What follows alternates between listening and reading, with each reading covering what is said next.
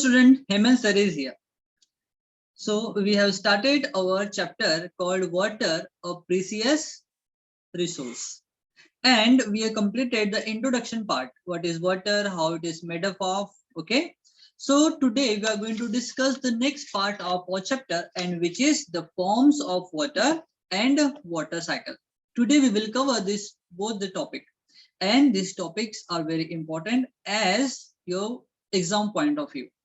And this chapter is very important in order to make you understand about the importance of water, so that you should not waste water. You should conserve the water as much as you can. Okay, so let's start the forms of water first. So we know water generally present in three forms. What are these three forms? Solid, liquid, and gases. What are they? Solid, liquid, and gases. So generally at normal room temperature, water present in liquid state as well as in the form of vapors, means they are present in air. Okay, so at normal temperature and pressure, water present in two different state. First one is the liquid state and another one is gaseous state. Yes. And the third state, which is the solid state, is nothing but it is possible at the low temperature. Okay, below the 0 degree Celsius, water present in solid state in the form of ice, in the form of glacier, okay, in the form of snow also. Okay, so let's discuss one by one about all these three forms of the water. And these all three forms are interconvertible, means if you will heat solid water, means ice will convert into the liquid. On further heating that liquid, like more than 100 degrees Celsius, that liquid water will convert into the gaseous form.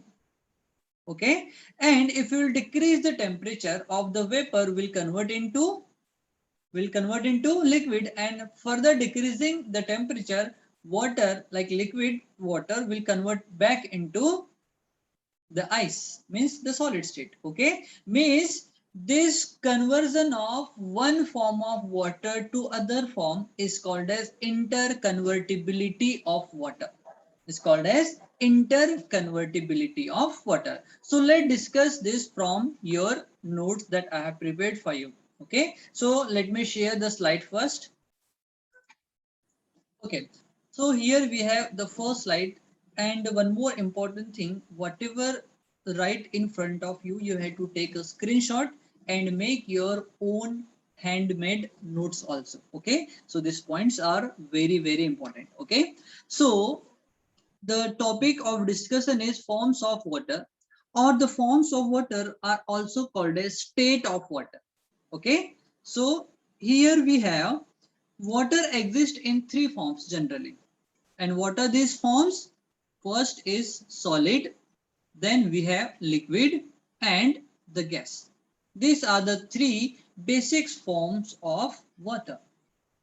So we are discussing about the first form. So water is present in solid form, okay, maybe in the form of ice or in the form of snow.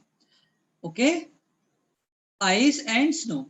On snow covered mountain, which is again nothing but the glacier, and ice caps on the pole of the earth, means polar region, we have like ice only, because at polar region temperature is very down, and whatever the water goes there get freezes. Okay, so generally water present in three state: solid, liquid, and gases. And solid state is nothing but the ice and the snow, which is possible at the low temperature. Now, second, water is present in a liquid state in the form of ocean water, river water, lake water, pond water, and underground water also. Okay, like under the ground, and we are harvesting that water with the help of wells, tube wells, etc. Okay, now third form, water is present in the gaseous form, for in the form of water. Okay, gaseous form of it is the form. Wait a second, let me correct that. is formed in the where it is water is present in the gaseous form or in the form of water vapors. In our surrounding, we have water in the form of water vapors. Okay, they present in our atmosphere around us. Okay.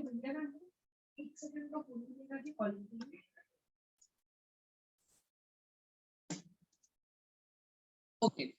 So now we will discuss the interconvertibility of water. It is very important. Okay. So the phenomenon of change of matter, change of state of matter from one form to other, or we can say from one state to other, okay, is called as beta interconvertibility of water. So let's discuss from your notes.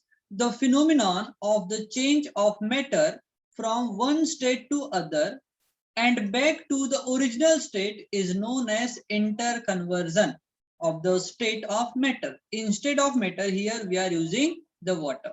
Okay. So matter or water can be changed from one state to another by changing the temperature or pressure. Okay. So here we have solid is nothing but the ice. If we will heat that, water or ice is going to melt and will convert into the liquid water. After further heating, that water will get evaporated and converts into the gaseous form. On condensation means by decreasing the temperature, gases will condense back into the liquid, and then liquid will condense freezes back into the solid. Okay. Generally what happens most of the time, solid directly converts into the gaseous form, and this process is called as beta sublimation. If you will take ice on the room temperature and if you observe properly, then water vapors like ice directly convert into gaseous form. It is called as beta. It is called as what? Sublimation. And generally what happens, like snowfall, that means we have cloud, and that cloud or vapors, they directly convert into the solid form. This is called as beta deposition. So here we have 6 total processes: sublimation, melting, vaporization, condensation, freezing, and deposition. Okay, all these processes are nothing but included under interconvertibility of matter, but instead of matter, here we are taking the water. Okay, so I want everyone have to take a screenshot for that, and after taking screenshot you have to write it down on your notebook. Okay, so take a screenshot. I'm just going to scroll it down.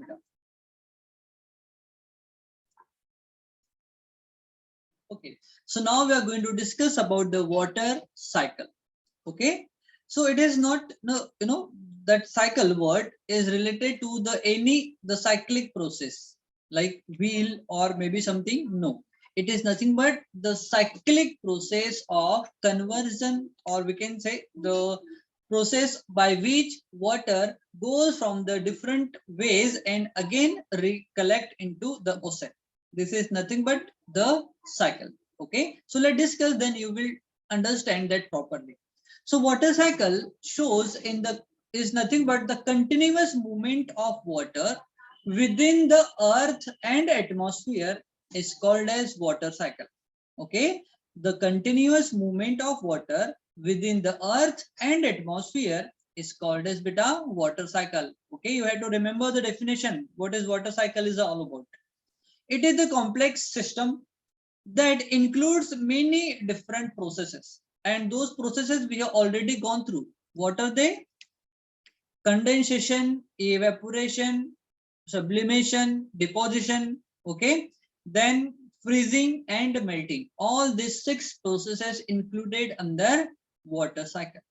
Okay, so generally what happens, the water from the ocean and the surface of the earth, like lake water, river water, whatever it may be, dam. Okay, so it evaporates. What is evaporation?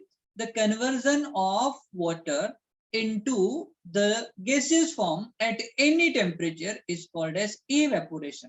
Okay, so water from the ocean, water from the lakes, river, dams, it get evaporated means it converts into the gaseous form and rises up in the air.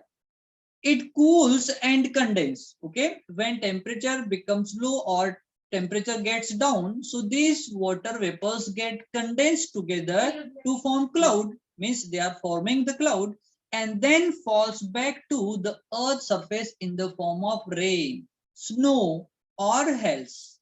Okay, so the circulation of water between the ocean,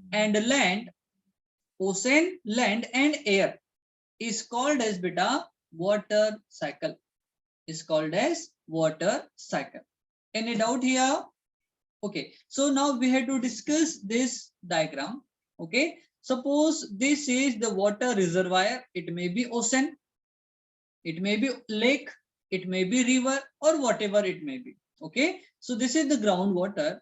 Due to the temperature or the pressure changing of the atmosphere, liquid water get converts into the gaseous form, which is called as evaporation. So evaporation from the ocean, lakes and streams.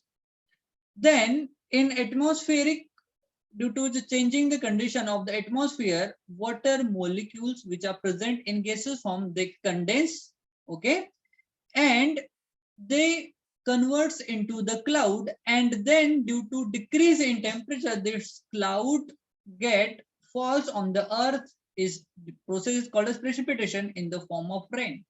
Okay, again this rainwater run off from the to the earth surface and get mixed into the groundwater resources like dam, river, ocean, etc. And this process continues again and again and again. That's why it is called as beta water cycle. It is called as water cycle. So again, take a screenshot for that. Then we are going to discuss the next part. Take a screenshot. So here we have the cyclic process. Let me explain you here. Okay. So this is the ocean. This is the ocean water or any water source from the earth's surface. Due to change in temperature and pressure, water which is in a liquid form get converts into the gaseous form. This process is called as beta evaporation. What is evaporation? The process of conversion of liquid water into vapor at any temperature is called as evaporation. Okay, and due to condensation,